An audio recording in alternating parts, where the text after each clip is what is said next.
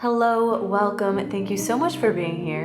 Even though we're already a week into August, we are setting up our August bullet journals. This is my first time bullet journaling since March, and it was so fun to rediscover my love for it. Since it's been so long since I last painted, I wanted to use simple art throughout this spread. I love collage, so I wanted to incorporate that element into this month's spread as well. This beautiful time lapse of yellow gouache flowers inspired the artwork for this spread.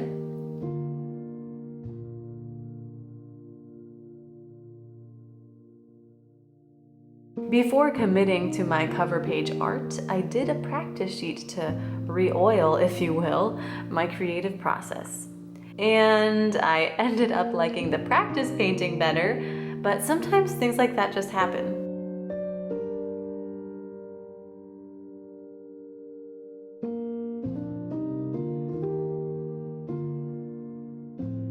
These yellow, ochre, green, and white gouache paints drew me in from my cover page art.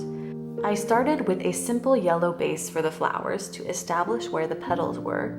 Then I added some dimension with that ochre at the center bottom of the flower. And finally, I added a few highlights to the tips of the petals with a lighter yellow.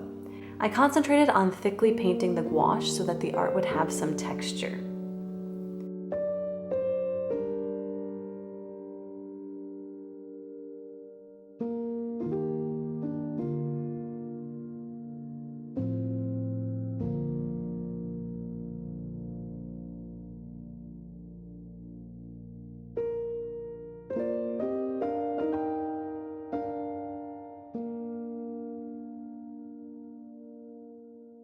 Then I sprinkled 2 groupings of white dots within the painting to fill space and be separate flower clusters.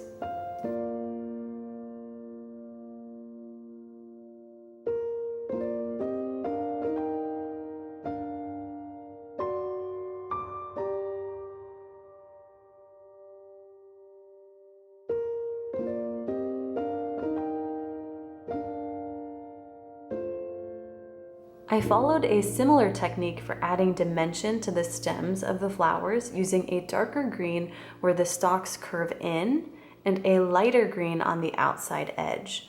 I added a few leaf stems and kept the tips of the leaves lighter while I darkened the area where the leaves met the stem. Now, this isn't meant to look like a realistic painting of some flowers.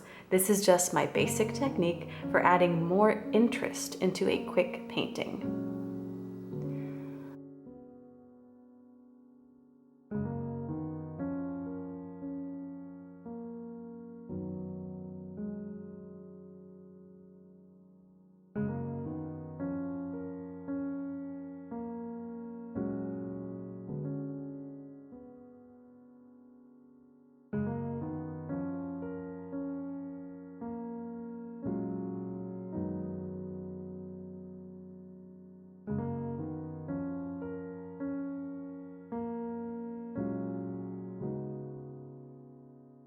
While that painting dried, I began work on the monthly calendar page by pasting in a book page.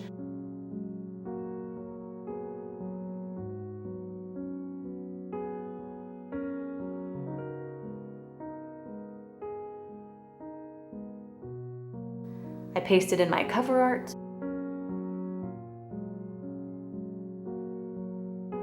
Once that dried down a bit, I drew in the calendar with a fine liner. I believe it was a 05 fine liner. Each rectangle here is 3 boxes wide and 5 boxes tall, and then used my trusty typewriter stamps for the name of the month and the days of the week.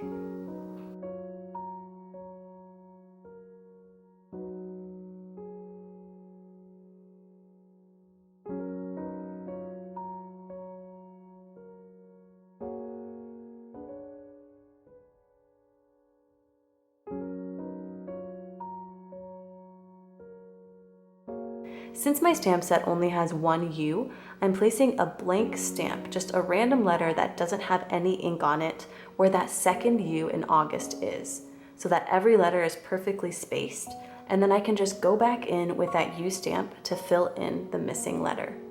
I'll use this technique throughout my weekly spreads as well.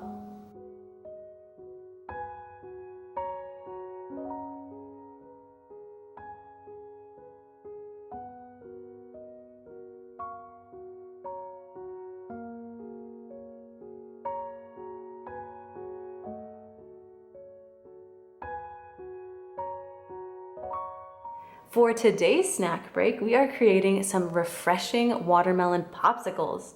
If you're new here, I like to include a quick little snack break once we're nearly halfway through the video. As always, if you'd like to just keep on with the journaling, the timestamps are in the description box.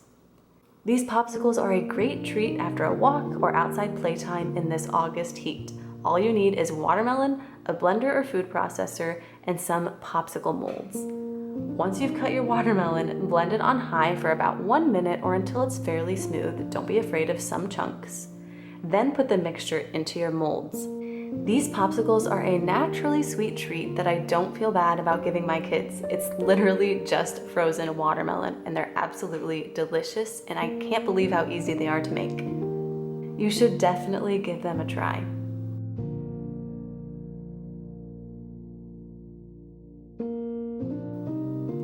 Jumping back into my weekly spreads, since I loved how my practice sheet for my cover art turned out, I decided to incorporate it into my weekly spreads. I knew that I wanted a small piece of art in the top right corner of the spread, so I decided to rip up my already made painting, and I couldn't be happier with how it turned out. I'm using a straight edge ruler to tear the paper so that it will have a clean but slightly frayed texture. I use this technique for all of the collage paper in this monthly setup. My day of the week rectangles are 15 boxes wide by 12 boxes tall, and I'm intentionally leaving those rectangles open-ended. In the left margin on the bottom, I pasted a strip of craft paper that will house my weekly events.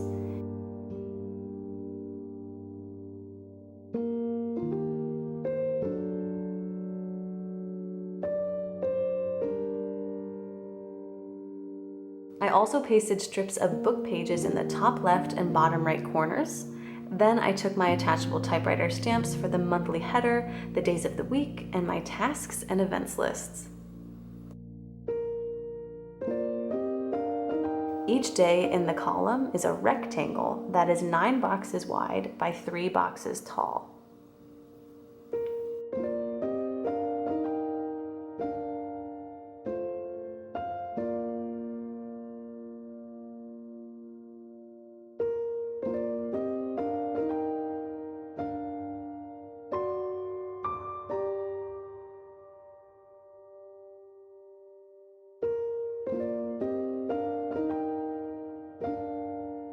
Since I have no number typewriter stamps, I'm freehanding the week numbers over the events column.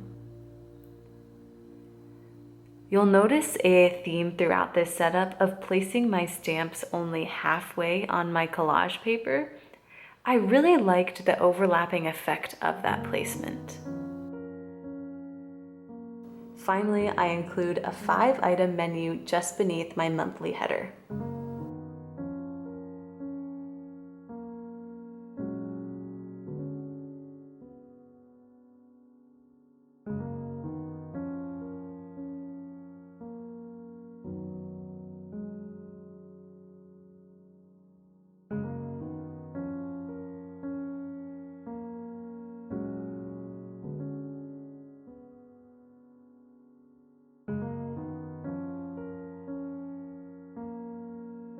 For the entire month, I do like to have the same weekly spread. That way I can test everything out and find out if it works for me over a long period of time.